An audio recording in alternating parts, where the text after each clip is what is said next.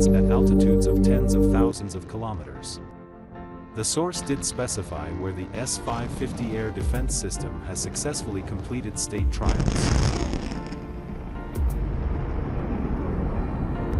The technology is allegedly far superior to Western and Chinese capabilities as an absolutely new and unrivaled mobile system of strategic missile defense. S-550 regiment in question has been stationed. TASS noted that it was not able to corroborate sources of information. The ministry source told TASS that the Defense Minister Sergei Shoigu said that the anti-satellite S-550 is among the new weapon systems that really demand should be faster. Even so, it's reported deployment with Russian rocket forces comes ahead of expectations. Additionally, the S-550 is seen as part of an air defense modernization involving the S-350 Vityaz, S-400 Triumph and S-500 Prometheus. They will completely cover the Russian sky from possible attacks. Recent Russian reports suggest the S-550 is the same weapon as a satellite killer, until now known as Nudal, a project clouded in secrecy. Pro-Kremlin Izvestia newspaper said it was part of one of the most covert domestic weapons programs ever conducted. Videos showing the launch of an unnamed new missile system at Sarychegan in 2020 and earlier this year are now suspected to be this Star Wars weapon. Experts believe that work on the latest weapon has already been completed, and it can acquire the official designation as the S-550 air defense missile system, before the November test that blasted the redundant orbiting Soviet-era Tselina-D military reconnaissance satellite to smithereens. Reports of the S-550's introduction come amid concerns that Moscow is reviewing plans to proliferate its flagship missile systems to allied countries, possibly including Belarus and Serbia, as a retaliatory measure if upcoming diplomats the Kremlin is seeking. That's all for today. Thanks for watching, and see you next time. President Putin has told Macron that Russia would not be the source of an escalation, despite surrounding his neighbour with military hardware. And between Ukrainian government forces and separatist fighters with the self-declared Donetsk People's Republic. The Russian-backed authorities in Donetsk have given us rare access to the territory they control for the first time since 2017. The city seems more Russian than when we were last here, on the surface at least. The statue of Lenin still stands proud over the main square next to a Russian flag. But there are also vast pro-Russia murals on buildings. This one reads, Russian Donbass. A heart in the colours of the Russian flag sits in the snow-covered park. Ties with Europe and NATO. Russia will help. Putin warned the West, don't dare to put a foot in this region. There is no future with Ukraine unless it changes. Some residents, like Vladimir, occasionally come to try and repair their homes. We are between a rock and a hard place. There are no jobs. We are doing our best to survive. Many people say they don't want to go back to Ukraine after what's happened. Either people want independence Than ever. Something people say the Ukrainian government and their international backers always fail to understand. Charles Strafford, Al Jazeera, Donetsk.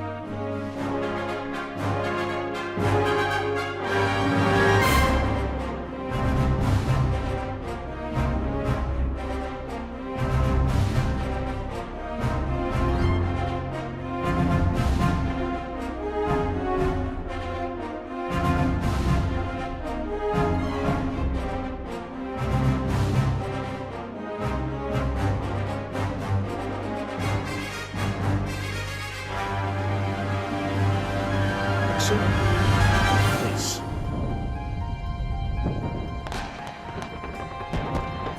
100 miles from Ukraine's border, Russia and Belarus are holding joint exercises on an unprecedented scale. NATO says it's the biggest deployment of Russian troops in Belarus since the Cold War.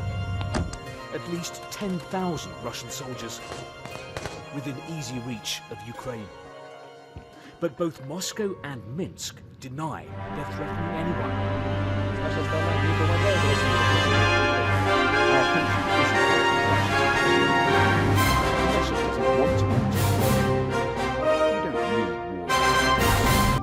Russia, we've had enough war.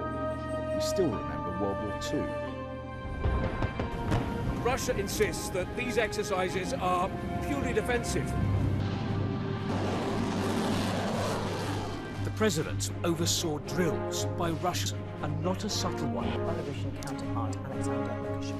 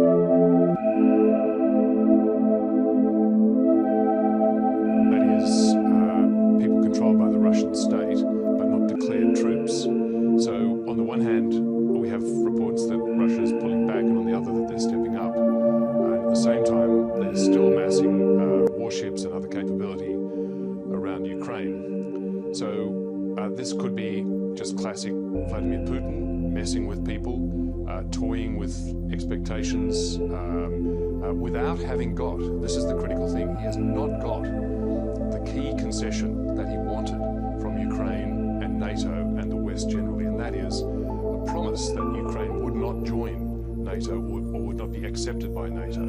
He's very explicitly been repudiated on that by both the Ukrainian president and NATO and the US. So without having got that concession, for him to walk away now would make him look weak with China. And today he said again what he said yesterday, and that is that China has yet to in any way denounce Russia's intimidation of Ukraine. He says China should be